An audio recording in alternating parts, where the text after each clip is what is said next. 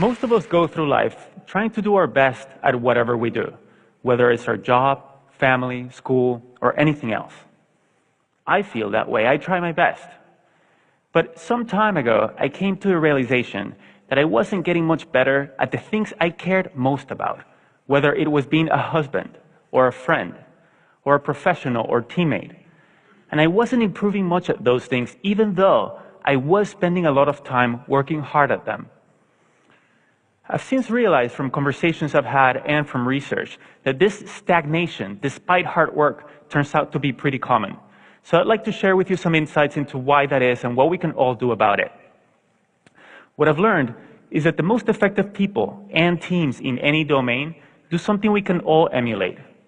They go through life deliberately alternating between two zones, the learning zone and the performance zone. The learning zone is when our goal is to improve. Then we do activities designed for improvement, concentrating on what we haven't mastered yet, which means we have to expect to make mistakes, knowing that we will learn from them. That is very different from what we do when we're in our performance zone, which is when our goal is to do something as best as we can, to execute. Then we concentrate on what we have already mastered, and we try to minimize mistakes. Both of these zones should be part of our lives, but being clear about when we want to be in each of them, with what goal, focus, and expectations, helps us better perform and better improve. The performance zone maximizes our immediate performance, while the learning zone maximizes our growth and our future performance. The reason many of us don't improve much, despite our hard work, is that we tend to spend almost all of our time in the performance zone. This hinders our growth, and ironically, over the long term, also our performance. So what does the learning zone look like? Take Demosthenes, a political leader and the greatest orator and lawyer in ancient Greece. To become great, he didn't spend all his time just being an orator or a lawyer, which would be his performance zone, but instead he did activities designed for improvement. Of course, he studied a lot. He studied law and philosophy with guidance from mentors, but he also realized that being a lawyer involved persuading other people, so he also studied great speeches and acting. To get rid of an odd habit he had of involuntarily lifting his shoulder, he practiced his speeches in front of a mirror, and he suspended a sword from the ceiling so that if he raised his shoulder, it would hurt. To speak more clearly despite a lisp, he went through his speeches with stones in his mouth. He built an underground room where he could practice without interruptions and not disturb other people. And since courts at the time were very noisy, he also practiced by the ocean, projecting his voice above the roar of the waves. His activities in the learning zone were very different from his activities in court, his performance zone. In the learning zone, he did what Dr. Anders Ericsson calls deliberate practice. This involves breaking down abilities into component skills, being clear about what sub-skill we're working to improve, like keeping our shoulders down, giving full concentration to a high level of challenge outside our comfort zone, just beyond what we can currently do, using frequent feedback with repetition and adjustments, and ideally engaging the guidance of a skilled coach, because activities designed for improvement are domain-specific, and great teachers and coaches know what those activities are and can also give us expert feedback. It is this type of practice in the learning zone which leads to substantial improvement, not just time on task, performing. For example, research shows that after the first couple of years working in a profession, performance usually plateaus. This has been shown to be true in teaching, general medicine, nursing, and other fields. And it happens because once we think we've become good enough, adequate, then we stop spending time in the learning zone. We focus all our time on just doing our job, performing, which turns out not to be a great way to improve. But the people who continue to spend time in the learning zone do continue to always improve. The best salespeople, at least once a week, do activities with the goal of improvement. They read to extend their knowledge, consult with colleagues or domain experts, try out new strategies, solicit feedback, and reflect. The best chess players spend a lot of time not playing games of chess, which would be their performance zone, but trying to predict the moves grandmasters made and analyzing them. Each of us has probably spent many hours typing on a computer without getting faster. But if we spend 10 10 to 20 minutes each day, fully concentrated on typing 10 to 20% faster than our current reliable speed, we would get faster, especially if we also identify what mistakes we're making and practice typing those words. That's deliberate practice.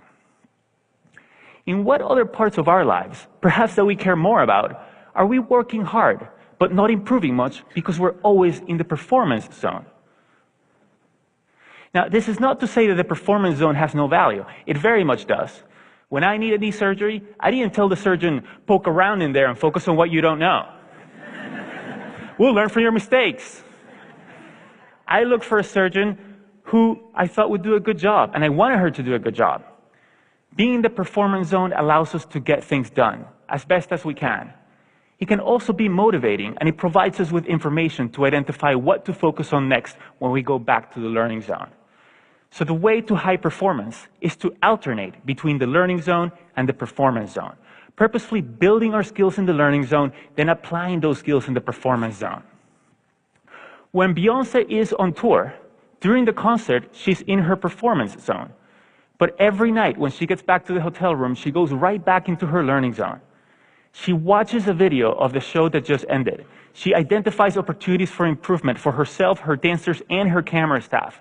And the next morning, everyone receives pages of notes with what to adjust, which they then work on during the day before the next performance. It's a spiral to ever-increasing capabilities, but we need to know when we seek to learn and when we seek to perform. And while we want to spend time doing both, the more time we spend in the learning zone, the more we'll improve. So how can we spend more time in the learning zone? First, we must believe and understand that we can improve, what we call a growth mindset. Second, we must want to improve at that particular skill. There has to be a purpose we care about, because it takes time and effort. Third, we must have an idea about how to improve, what we can do to improve.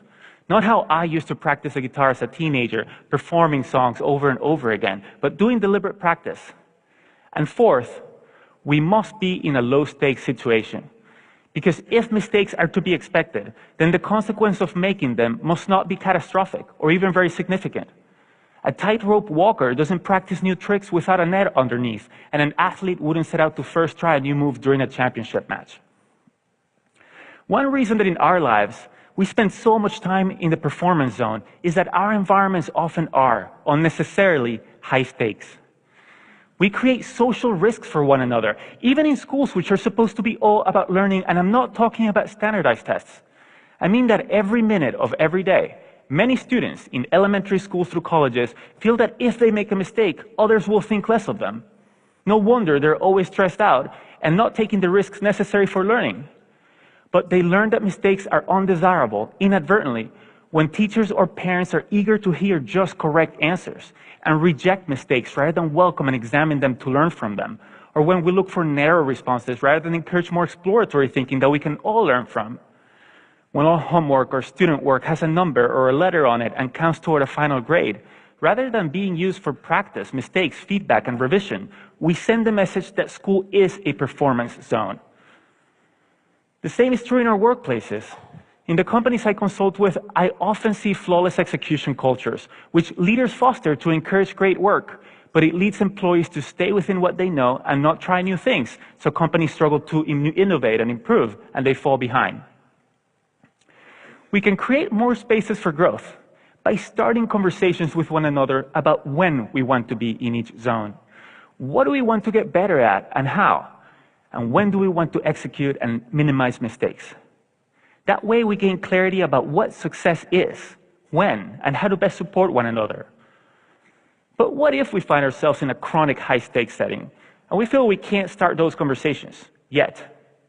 Then here are 3 things we can still do as individuals. First, we can create low-stakes islands in an otherwise high-stakes sea. These are spaces where mistakes have little consequence. For example, we might find a mentor or a trusted colleague with whom we can exchange ideas or have vulnerable conversations or even role play. Or we can ask for feedback-oriented meetings as projects progress. Or we can set aside time to read or watch videos or take online courses. Those are just some examples.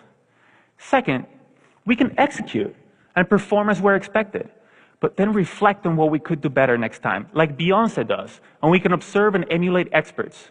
The observation, reflection, and adjustment is a learning zone. And finally, we can lead and lower the stakes for others by sharing what we want to get better at, by asking questions about what we don't know, by soliciting feedback, and by sharing our mistakes and what we've learned from them so that others can feel safe to do the same. Real confidence is about modeling ongoing learning. What if, instead of spending our lives doing, performing, we spent more time exploring, asking, listening, experimenting, reflecting, striving, and becoming? What if we each always had something we were working to improve? What if we created more low-stakes islands and waters? And what if we got clear within ourselves and with our teammates about when we seek to learn and when we seek to perform, so that our efforts can become more consequential, our improvement never ending, and our best even better? Thank you.